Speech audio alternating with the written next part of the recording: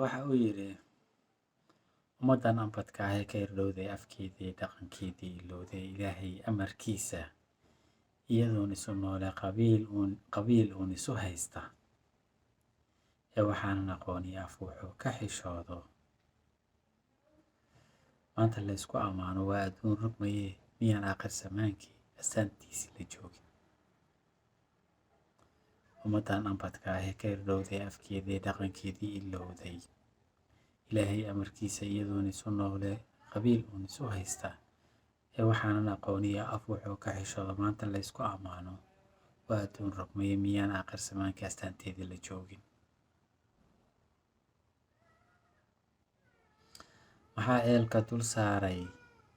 maxaa eeda dul saaray maxaa uunkan wareershay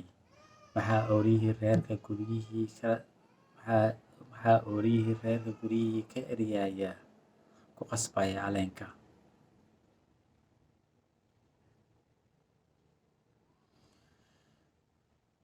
maxaa eeda dul saaray maxaa uunkan wareershay maxaa ooriyihii reerka guryihii ka eryooday ku qasbaya caleenka waa baryaaba adduunka ubadkan la dilaya xaggee eelku ka raacay aabbihii dhalay meeyey ma isagoo ifka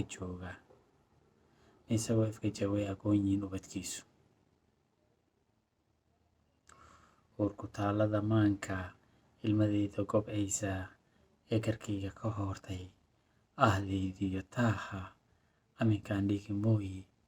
waase xaalad adduune aan ilaah baryadiisa iyo astakfaarta ku laabto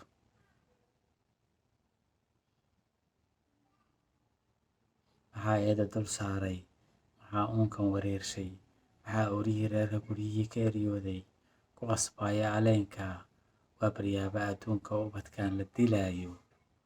xaggee eelku ka raacay aabbihii dhalay meeyey ma isagoo ifka joogay aqoon yihiin ubadkiisu uurku taalada maanta ilmadeyda gobcaysa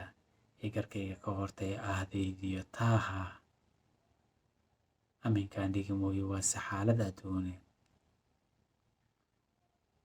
aan ilaah baryadiisa iyo astakfaarta ku laabto